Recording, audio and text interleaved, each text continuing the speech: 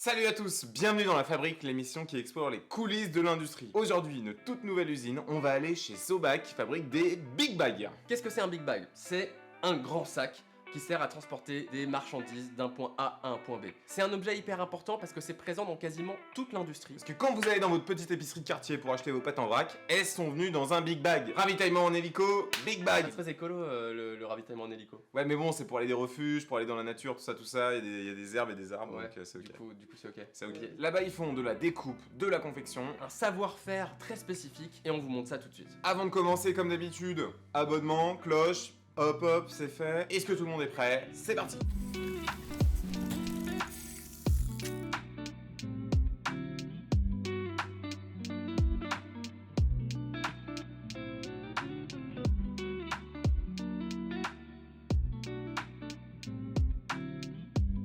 Salut à tous, on est hyper content aujourd'hui d'être chez Sobag. On est avec Nicolas et on va visiter ton usine aujourd'hui, Nicolas. Qu'est-ce que c'est un Big Bag?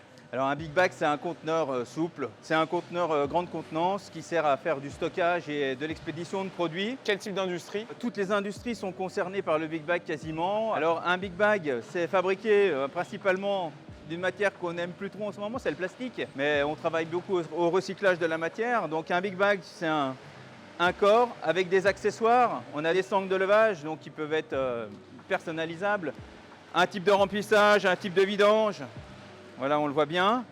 Ouais. Donc là, beaucoup de configuration, de l'impression, des porte-documents pour mettre tout ce qui va bien et suivre le produit de notre client jusqu'à l'utilisateur final. Maintenant, je vais vous laisser avec Céline qui va vous faire la visite de Sobag. Super, merci beaucoup. C'est toi aujourd'hui qui va nous faire la visite de l'usine Sobag. Est-ce que tu peux déjà dire qui tu es? Donc, je suis en charge de toute la partie commerciale et aussi partie innovation produit et de l'ordonnancement production. Donc là, on est sur la première grosse machine.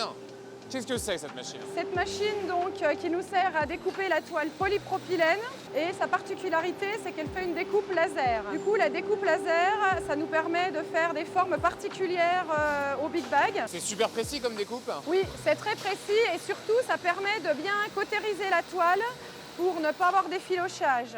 Parce qu'il faut savoir qu'on travaille beaucoup pour les industries pharmaceutiques et agroalimentaires. Ouais. Et en fait, les Big Bags ne doivent pas contenir de contamination physique. Si dans ton Big Bag qui est rempli de riz, il y a des petits fils qui se baladent, ça le fait pas. Mais Quoi. non, ça ne le fait pas, le client ne sera pas content. On avait une machine de découpe laser, là c'est une autre machine de découpe, c'est pas la même techno, c'est ça? Ça. Donc ici, en fait, c'est une machine de découpe ultrason. Comme tu peux le voir, voilà, tu as un pistolet ultrason qui vient faire une coupe droite sur celle-ci, c'est-à-dire que l'on fait que des coupes droites ou alors la forme du rond du chapeau. C'est quoi là? Tu me parlais de chapeau et de goulotte, qu'est-ce que c'est ça? Le chapeau, on va dire, c'est le toit du Big Bag.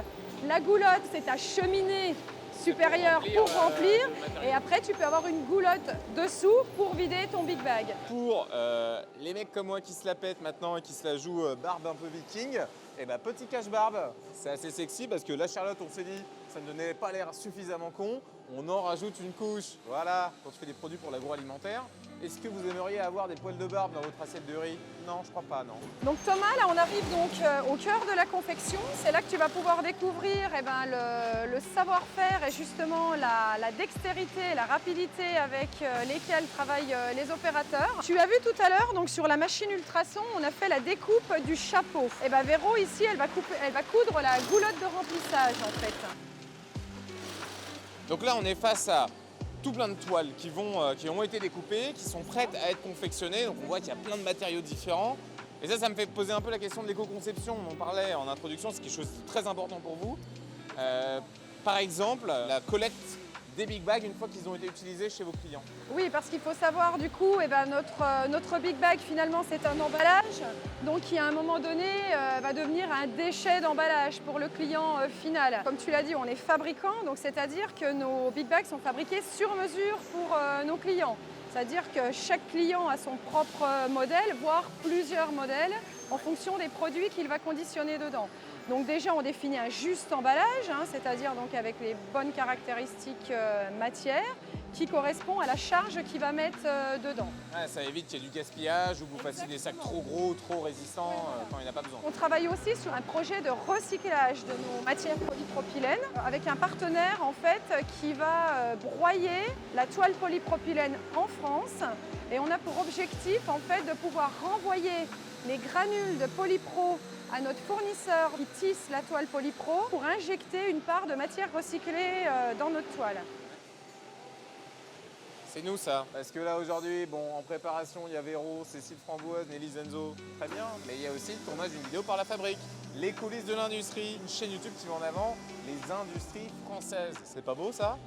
On adore. Donc là, en fait, tu commences l'assemblage de ton Big Bag. Donc c'est un travail à la chaîne, hein, c'est-à-dire en fait, tu n'as pas un opérateur qui fait complètement son Big Bag. Le Big Bag passe entre les mains de plusieurs personnes sur la chaîne de fabrication.